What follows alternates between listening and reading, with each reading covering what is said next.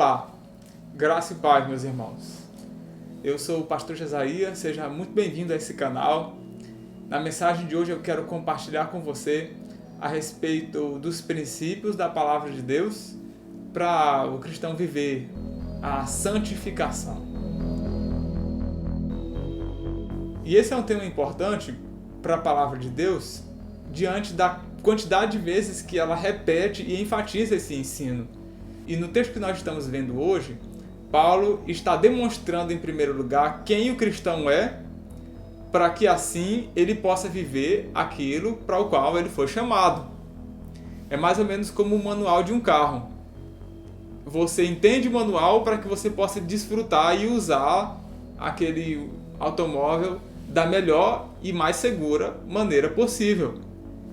Infelizmente, a vida de muitos cristãos é como um carro que poderia estar andando rapidamente rumo ao Senhor, mas ele anda capengando e com dificuldades, com problemas repetidas vezes por conta de uma falta de compreensão sobre quem ele é, como ele funciona, para o que ele foi feito.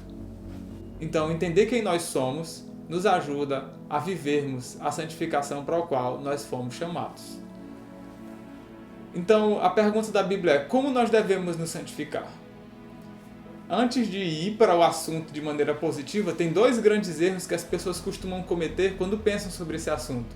O primeiro é o do perfeccionismo, de achar que por você ter nascido de novo, o Senhor recebeu o Espírito Santo, você não precisaria mais ter aquelas velhas lutas que tinha contra o pecado. Mas se isso fosse verdade, a palavra de Deus não teria necessidade de nos exortar de maneira tão clara e repetida a respeito da santificação. O segundo erro que as pessoas costumam cometer é achar que não é necessário imprimir esforço pessoal no processo de santificação. Como que fosse mais ou menos assim. Como que o meu problema de santificação fosse o fato de eu ficar lutando constantemente. Como que eu devesse parar de lutar e quando eu parasse de lutar, aí o Senhor iria agir. Como que se a minha luta estivesse impedindo o agir de Deus. É um pensamento bonito e por vezes isso é resultado da influência dos princípios da psicologia dentro da vida cristã, quando nem sempre é isso que a Bíblia nos ensina, como nós devemos viver. E se isso fosse verdade para a palavra de Deus, ela não teria necessidade de dizer que nós devemos nos santificar. A Bíblia diria: pare de lutar e deixe que o Senhor vai agir. Mas não é o que a Bíblia diz. A Bíblia diz: santificai-vos. Nós devemos encarar a santificação de uma maneira equilibrada e objetiva, de acordo com os princípios que o Senhor tem para nos ensinar. E nesse texto nós vamos ver dois momentos. Primeiro, no versículo 12, quem rege a vida do cristão, e no versículo 13, as decisões que devemos tomar daqui para frente. No versículo 12, quando a palavra de Deus vai falar sobre quem rege a vida do cristão, ele começa da seguinte maneira: assim, pois, irmãos, somos devedores. Ser devedor significa estar debaixo de obrigação, estar sujeito a um compromisso assumido no passado. Somos devedores a quê? Ele diz no versículo 12: não a carne. Quem é devedor à carne é alguém que está debaixo do seu jugo, do seu controle. A carne rege a sua vida. Mas não é essa a condição do cristão. O cristão é alguém que não é mais carnal. Porque quem é carnal é alguém que jamais foi iluminado e transformado pela ação do Espírito Santo. Não é essa a condição do cristão. E quando você observa para aquilo que a carne fez na sua vida, no passado, quais foram os frutos que ela te proporcionou? São coisas das quais você hoje se envergonha. Mas mesmo hoje, não sendo mais carnal, tendo conhecido o Senhor, a palavra de Deus iluminou seu coração, por vezes a carne tenta cobrar uma dívida que no passado era verdadeira, mas o Senhor já pagou.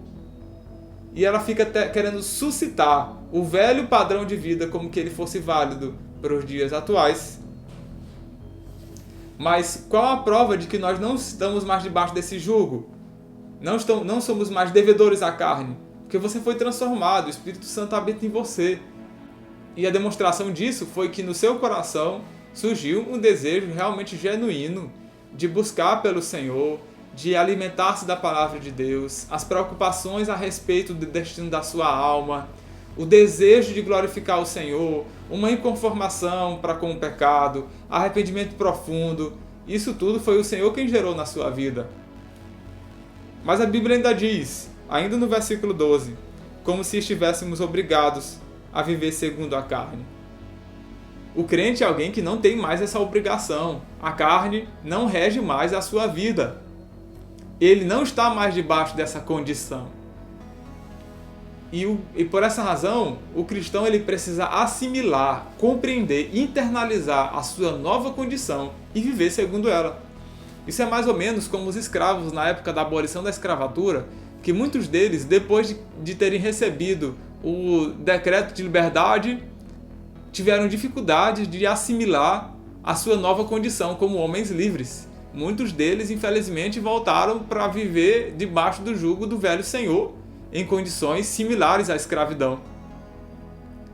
Mas o cristão é alguém que não está mais debaixo de escravidão e precisa viver como alguém que de fato é livre. Essa é a condição do cristão. É como a palavra de Deus já nos ensinou em Romanos capítulo 6, versículo 14. Porque o pecado não terá domínio sobre vocês, pois vocês não estão debaixo da lei, e sim da graça. O cristão deve sempre lembrar que ele não deve mais obrigação à carne. Ele está em outra jurisdição. É como alguém que mudou-se de país e agora passa a obedecer às leis do novo país para o qual ele foi transferido. É como alguém que mudou de tutela. Quando você não era casado, você devia obrigações e prestação de contas aos seus pais.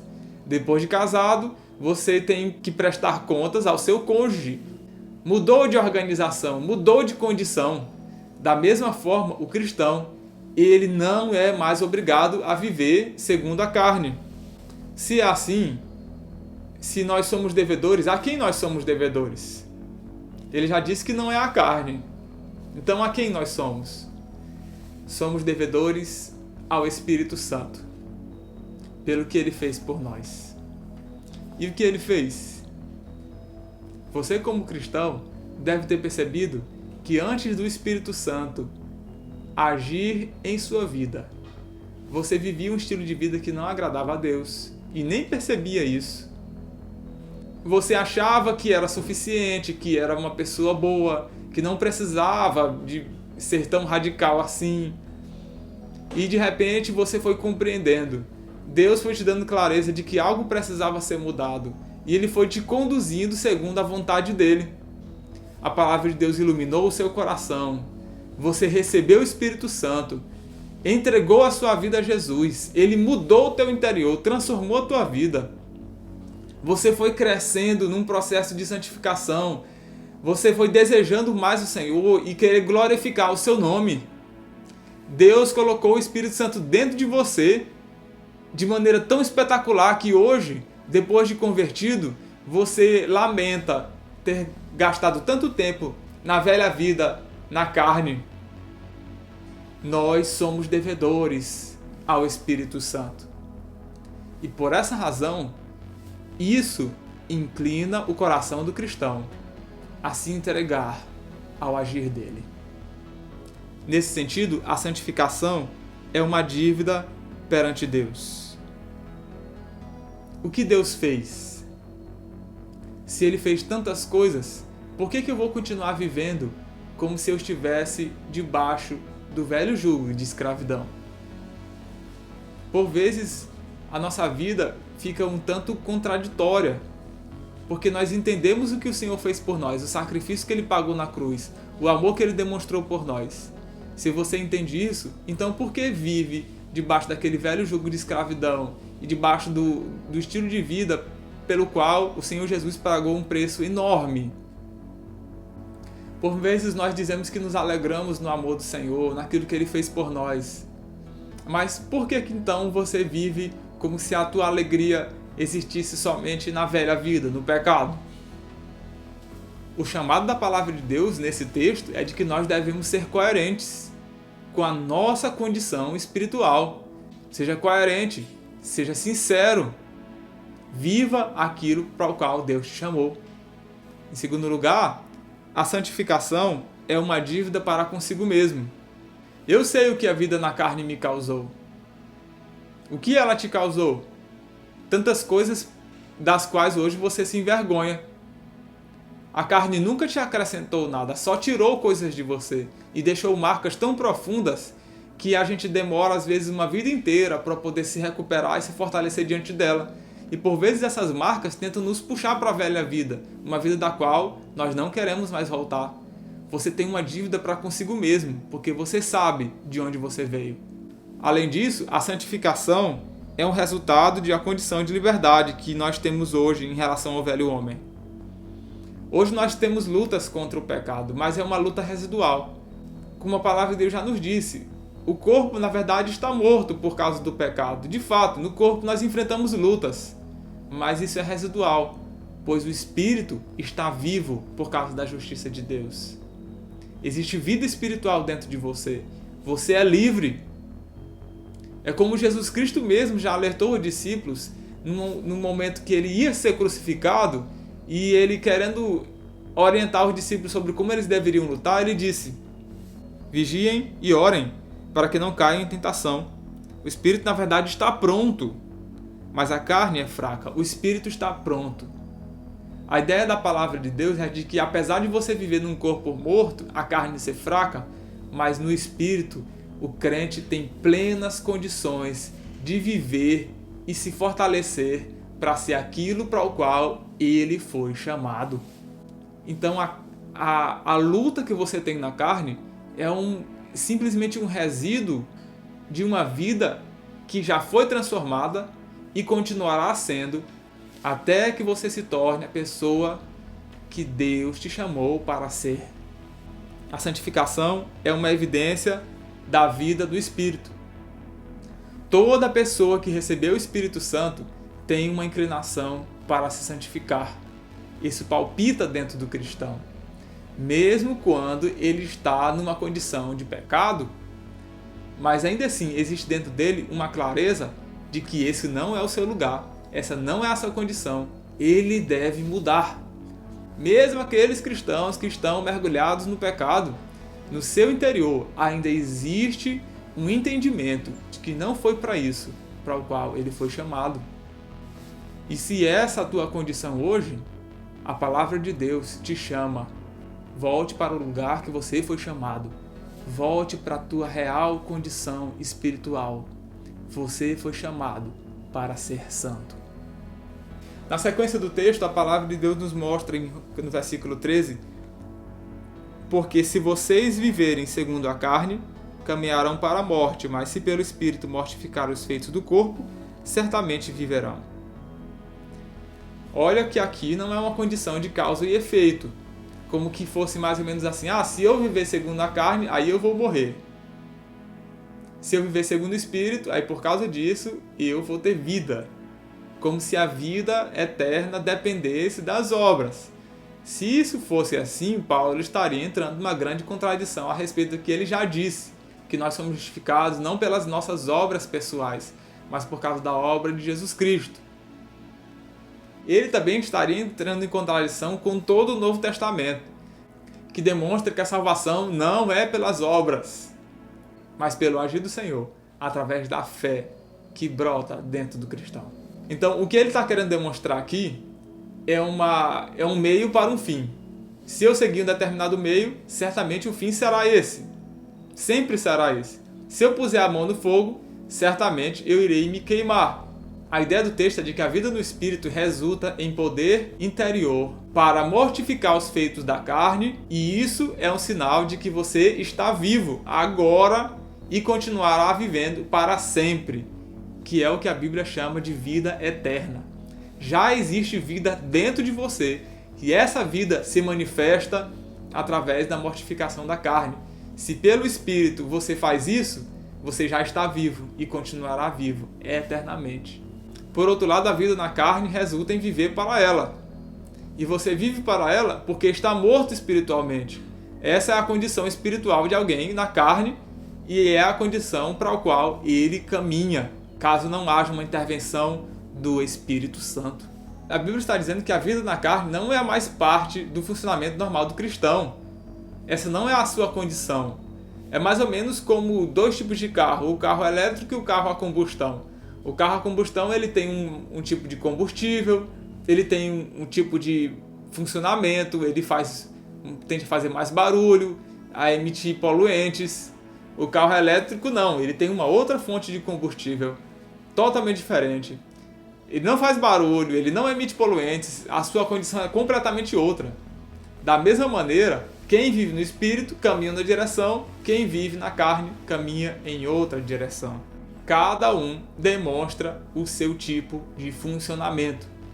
Por essa razão, não é próprio do cristão viver o estilo de vida na carne. Ele não foi feito para isso. Não é o seu estilo de vida. Por isso ele diz: mas se pelo Espírito mortificarem os feitos do corpo, certamente viverão. Olha só que ele diz mortificar os feitos do corpo e não da carne, pois o crente não é mais carnal. Mas no seu corpo ele luta contra o pecado.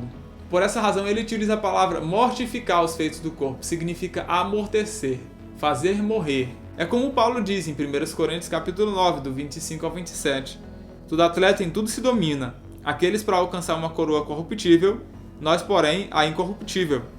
Assim corro também eu, não sem meta, assim luto, não como desferindo golpes no ar, mas esmurro o meu corpo e o reduzo à escravidão, para que, tendo pregado a outros, não venha eu mesmo a ser desqualificado. A ideia da Bíblia é de que o corpo deve ser mortificado no sentido de ser mantido na disciplina interior e espiritual. Afinal, por vezes, o corpo vai ter manifestações que não convêm à vida do cristão. Ele vai ter impulsos sexuais direcionados para aquilo que não convém ao seu novo estilo de vida.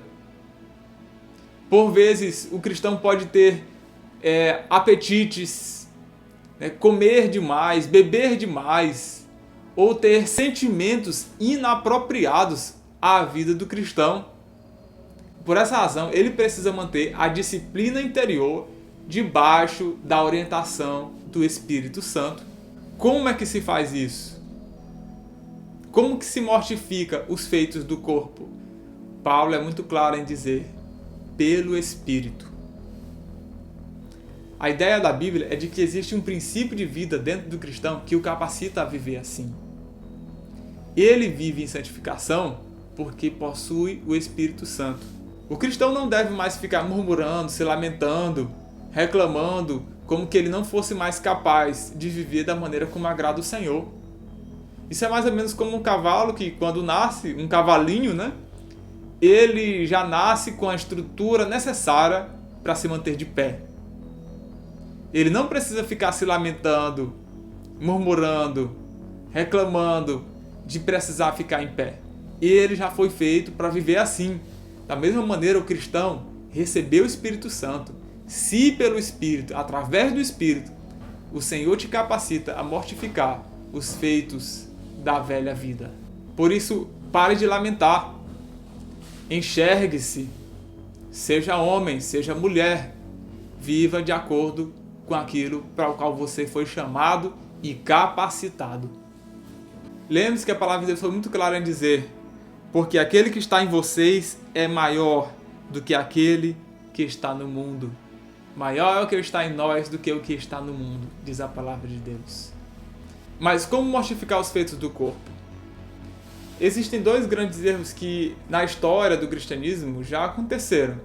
O primeiro foi pensar que para mortificar os feitos do corpo eu deveria sair desse mundo, como se só dessa maneira, renunciando bens, renunciando propriedades, o dinheiro, vivendo jejuns exagerados, eu pudesse mortificar os feitos do corpo. Alguns praticam até a autoflagelação, como se, à medida que eu me machucasse, sentisse o sofrimento, a dor, isso pudesse mortificar os feitos do corpo para eu viver em santificação. Se fosse assim, como Paulo poderia ensinar esses princípios, já que ele vivia no meio das pessoas? ele se alimentava, ele se alegrava. Jesus, ele comia, Jesus bebia. As pessoas que afirmam de maneira mais categórica de que isso não resulta em santificação verdadeira são aquelas que já praticaram isso de maneira intensa.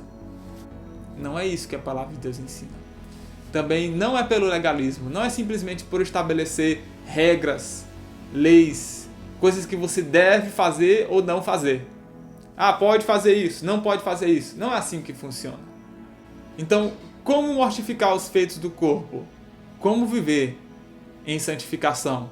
A primeira coisa que a palavra de Deus nos ensina é vivendo no Espírito. Nascer de novo. Você só pode viver em santificação se você receber a capacitação do Espírito Santo no seu interior. É por essa razão que muitas pessoas que dizem que só vão ser cristãs quando vencerem determinados pecados fracassam na fé, porque jamais poderão viver um tipo de vida que só se é capaz de viver pelo poder do Espírito. Se você tem o Espírito Santo, você jamais deve se queixar de que não é capaz de viver aquilo para o qual Deus te chamou. Isso seria negar as Escrituras. O Espírito Santo nos dá poder, força interior, capacidade, energia para viver de maneira santa.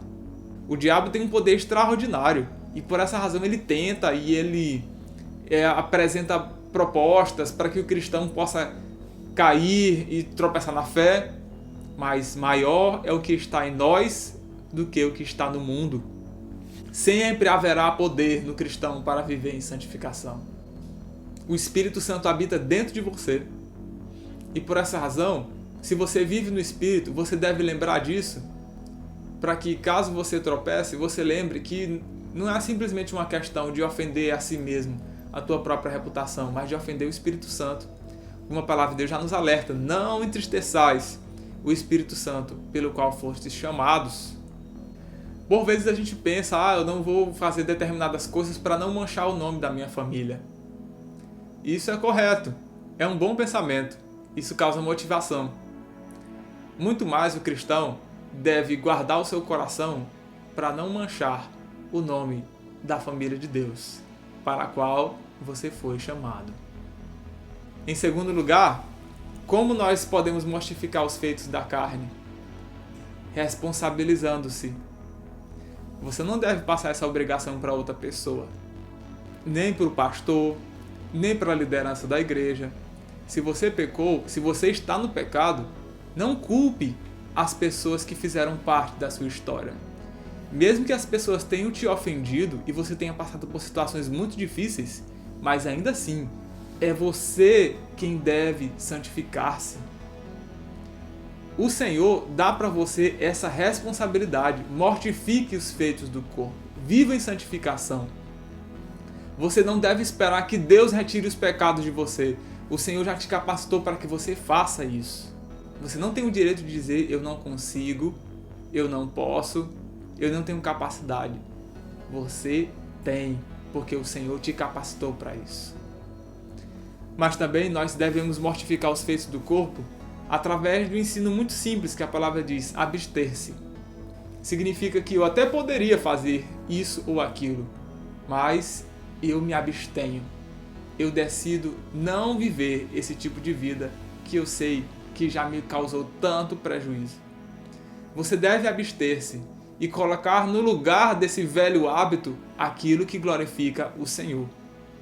É como a palavra de Deus diz em 1 Pedro, capítulo 2, versículo 11. Amados, peço a vocês, como peregrinos e forasteiros que são, que se abstenham das paixões carnais que fazem guerra contra a alma. Mas além disso, o cristão ele deve viver em santificação aprendendo a subjugar-se. Subjugar-se significa colocar a vida interior debaixo de disciplina. Paulo fazia isso. Veja como ele diz nas suas palavras no versículo que a gente já leu em 1 Coríntios capítulo 9, do 25 ao 27. Todo atleta em tudo se domina, aqueles para alcançar uma coroa corruptível, nós, porém, a incorruptível. Assim corro também eu, não sem meta. Assim luto, não como desferindo golpes no ar, mas esmurro meu corpo e o reduzo à escravidão, para que, tendo pregado a outros, não venha eu mesmo a ser desqualificado. É como um lutador. Ele se disciplina para viver um tipo de vida compatível com aquilo para o qual ele foi chamado para viver. Um lutador de UFC, por exemplo, quando ele precisa se apresentar para uma luta, ele necessariamente deve estar com um peso adequado para a sua categoria. E por vezes esses lutadores se submetem a dietas rigorosíssimas, tudo para estar dentro dos padrões para o qual ele foi chamado para lutar. E nesse intervalo entre a luta e a mensuração do seu peso, ele tem um esforço tremendo para se adequar e preparar o seu corpo para aquele grande dia. Muito mais o cristão. Nós estamos diante de uma luta da nossa vida, da vida eterna. E o cristão, ele deve se adequar ao tipo de vida que Deus te chamou para viver. Subjugue o seu corpo, disciplina a sua vida interior. Por vezes o cristão tem dificuldade de ler a Bíblia, de orar. E você deve disciplinar o seu corpo. Por exemplo, que tal, em vez de ler a Bíblia num horário muito tarde, você reservar o melhor horário, o horário que você está mais atento para ler a palavra de Deus? Se você tem dificuldade de orar, você pode orar em pequenos intervalos. Gaste 5 minutos antes do almoço, antes do café ou antes do jantar, ou em horários específicos. Quando você começar a praticar essas disciplinas em passos iniciais, você vai desenvolver um estilo de vida direcionado para a vontade do Senhor. Mas também eu devo me santificar não mantendo comunhão com pessoas que vivem deliberadamente um estilo de vida carnal. A palavra de Deus nos alerta lá em Salmos capítulo 1, versículo 1. Bem-aventurado o homem que não anda no conselho dos ímpios, nem se detém no caminho dos pecadores, nem se assenta na roda dos escarnecedores. Existem pessoas das quais você precisa se afastar, especialmente se elas fizerem mal ao teu estilo de vida com o Senhor Jesus. Talvez em outro momento você tenha a oportunidade de testemunhar para elas aquilo que Deus fez no seu coração. Mas enquanto você não tiver essa força, essa maturidade, você deve se abster dessas companhias. Mas também o crente deve se santificar enchendo-se do Espírito. Como nós nos enchemos do Espírito? O Espírito Santo é que te capacita para viver a vida que Deus quer. Não é pelo seu poder. Quanto mais você se enche do Espírito Santo, mais se torna natural, intuitivo você fazer aquilo que agrada ao Espírito Santo. E como nós nos enchemos do Espírito Santo? Através da leitura da palavra, da oração, da leitura de livros que acrescentem a sua fé. E você deve fazer isso de maneira proposital, da mesma maneira como você se alimenta fisicamente, você deve alimentar o seu espírito. Encha-se do Espírito Santo. À medida que você fizer isso, você vai ver como o Senhor é poderoso para trabalhar o teu coração e te dar poder para viver a santificação que Ele tanto deseja para a sua vida. Por fim, olhe para o alvo. Por mais que o crente tropece em alguns momentos da sua caminhada, erga a cabeça, volte-se para o Senhor e jamais abandone o caminho para o qual Ele te chamou. Nós devemos ter um equilíbrio na maneira de lamentar o pecado. Nem devemos ser tolerantes, como que o pecado fosse algo natural, quando na vida do cristão não é, mas também nem devemos ser tão duros quanto a si mesmos, a ponto de isso nos deprimir e nos fazer olhar somente para baixo, como que fôssemos derrotados. Você pecou? Lamente, arrependa-se, mas erga a cabeça, olhe para o alvo, porque Jesus te chama para uma caminhada que ainda tem muita coisa pela frente. Esses são os princípios para o cristão viver em santificação. Como você se sente depois de ouvir essas palavras? O meu desejo é que você se sinta desafiado e encorajado para viver aquilo que Deus planejou para a sua vida. Que Deus abençoe você e que essa palavra fique guardada no seu coração.